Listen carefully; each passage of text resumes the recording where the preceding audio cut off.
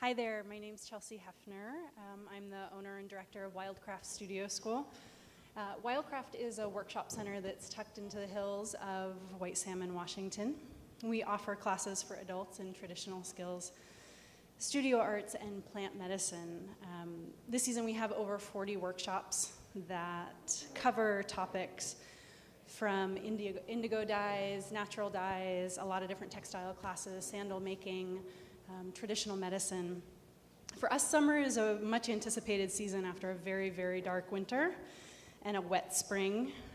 We have a studio in a house that relies on wood heat, and I know that everyone in Portland really dreams of kind of chopping wood all winter, but I can attest to the fact that 50 degrees is a really, really nice temperature. So anyway, we live in a place that is pretty wild, where nature really takes over, and it's forced me to create a studio where you really have to work within the seasons rather than trying to kind of work against them and do what you want to do. Summer is really our most ideal season for the classes that I teach, which are primarily natural dye classes. I take students out into the forests and fields harvesting for dye plants like St. John's wort, which is coming up in this next slide, lupin, goldenrod, vetch. And again, depending on the weather, the plants that are offered to us really do change. And sometimes we have just a handful of days or maybe a week to harvest something.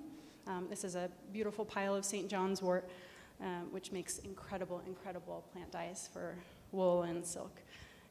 With the help of my textile intern, who's an MFA candidate in the Applied Craft and Design program between PNCA and OCAC, Tyler Peterson, we've started a project that's cataloging as many possible natural dyes in the Columbia River Gorge.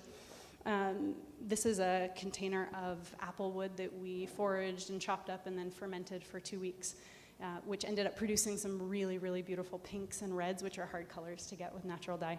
So that's been a pretty special project focusing on really the seasonal color and the color of place.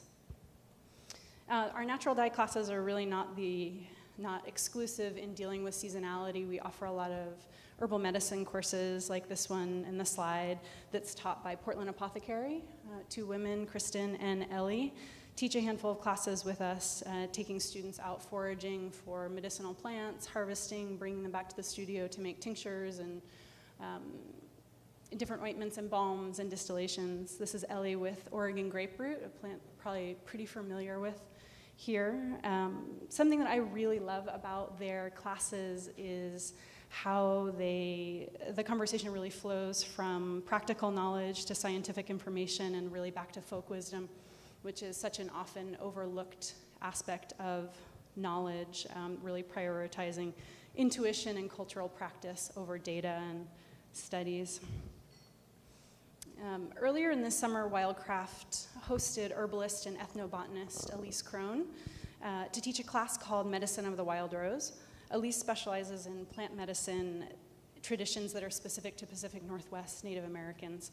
So we were really, really lucky to get her to come up from Olympia to teach this class.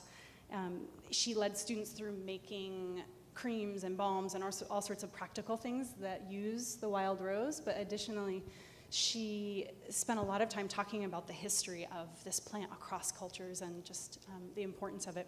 And so just sort of a funny point again, as I mentioned in the beginning, that this is a really wild place and trying to live in harmony with this particular place. About a week before her class, I was up trying to sort of suss out where all the plants were, and not a single wild rose was in bloom. And so I was sort of thinking about all of these women coming up to this class and thought, right, so you have to be flexible and you have to pay attention, and sometimes you don't quite hit the season correctly. A few weeks ago, we hosted Steph Wood. Steph is a 6th-generation weaver from the Grand Ronde tribe. She taught Kalapuya basket weaving. She lives in the Willamette Valley and is passionately committed to preserving her tribe's techniques of basket weaving. And so we were, again, incredibly grateful to have her teaching at Wildcraft and sharing that kind of information. She brought with her sweetgrass and cedar, both of which she had harvested or traded. And she brought those materials and taught techniques that are very specific to Kalapuya basket weaving. And as she was teaching the group, which was a really pretty big group of women, she said, there's so many stories that I really want to share with everyone, but this isn't the season for storytelling. Summer is not the season for storytelling, and that really kind of stuck with me. And if not the season for storytelling, summer is certainly the season for feasting. And we're about to host a 30-person dinner, 4-course dinner that is offered by Salt Rose Kitchen, Chef Sarah Maines of Salt Rose Kitchen. She's up in Mosier, Oregon. And we are just so thrilled to be having an event like this at Wildcraft. We do dinners occasionally. This one's going to be featuring native caught salmon from the Klickitat River. This is a picture of the Klickitat River with the fishing platforms that have been used for Native Americans for centuries. Anyway, so our whole area is surrounded by wineries and orchards and amazing producers, and so we'll be having pouring from Underwood, Washington, from Willow Wine Cellars.